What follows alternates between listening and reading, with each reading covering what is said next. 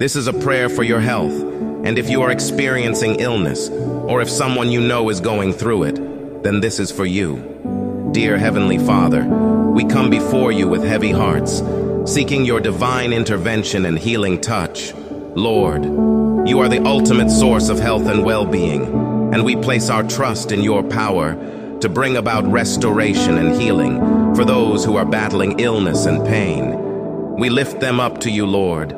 Surround them with your love and comfort as they navigate through these difficult times. We ask for your miraculous healing to flow through their bodies, bringing relief and restoration. We thank you, Lord, for your promise of healing and restoration. We claim your words from Jeremiah 30:17. I will restore you to health and heal your wounds. May your healing touch be upon us and those we love.